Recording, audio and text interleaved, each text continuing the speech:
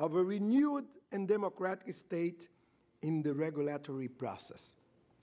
We must increase those discussions in our American countries. Now, this is again the question that rises. You know, are we American? Do we have American responsibilities as a threefold continent? You know, North, Central, and South. We are the Americans. We must increase those discussions in our countries. We must pay attention to what is being done elsewhere. Europe, for instance, is going through an unprecedented political revolution, creating a political institution above their national state.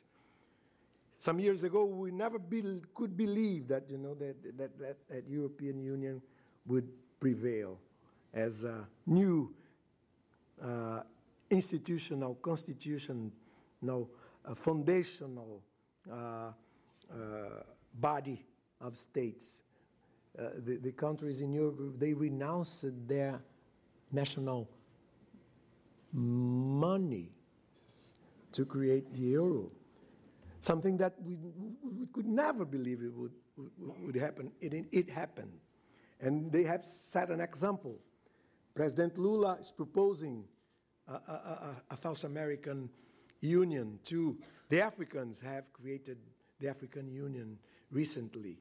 So new ideas, bold ideas, new projective actions, you know, they always give birth to, you know, new ones, to new children, to new, you know, they prosper. We must be vigilant and thoughtful in order to avoid simply building a continent that is a place of only economic integration, good business, and tourism. The amazing thing is that in Brazil, we have found out that grassroots communities understand these issues very quickly, and to some extent, amazingly, the government also grasps these ideas. That's one of the main challenges of this project, and I think something that governments should be paying attention to. We are seeing a great interest all over the world in what we are doing with digital culture, and we know that there are many projects of the same nature in many other places. We are not unique. Many different experiences of that kind in India, in South Africa, in Ghana, in other places all over the world, in Colombia, differently put, differently proposed, but with the same essential concept, you know, partager avec tout le monde les nouvelles possibilités d'accès à la connaissance, au pouvoir, le pouvoir qui se trouve possible à travers spécialement la nouvelle technologie. To deal with that issue, we are encouraging the creation of a transnational observatory of digital culture. That would be a civil society NGO. The concept of that institution is to be capable of bridging civil society and government in relation to digital cultural activities of genuine public interest. The core of the digital era is an ethical revolution based on peer-to-peer equality, on collaboration, on generosity, on gratuity, and so. All those concepts that make possible the understanding of the idea of the common. Not only the private, not only the public, but the common. What's commonly necessary, what's commonly interesting for everybody, for all of us. We, the people, have to take that into our hands. This is my feeling. We would like to invite you all, to participate and collaborate in the creation of that important institution. We have here Claudio Prado. He anticipated me in here for at least 3 days. He's been discussing, he's been welcomed by McGill's staff and the leaders, especially the leaders at McGill University, sitting with Claudio, discussing possibilities of collaborating. And one of the possibilities I would insist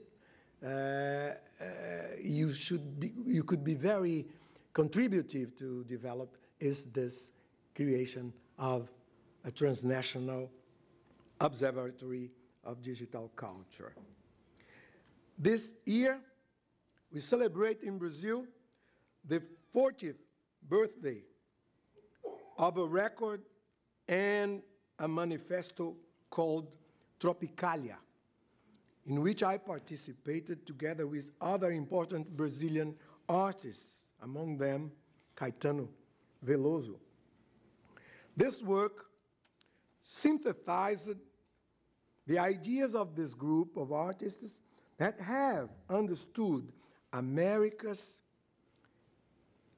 miscegenation cultural melting pot as a proposal for a new ethical and aesthetical framework for Brazil and for the world.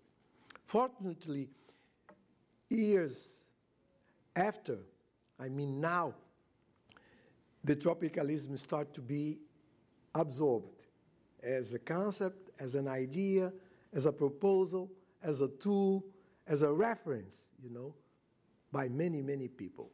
We have lots of young people in German universities developing theses about Tropicalia. We have the same happening in the United States. We have the same happening here, Canada. He's pointing me. So, yeah, it's been worth doing it.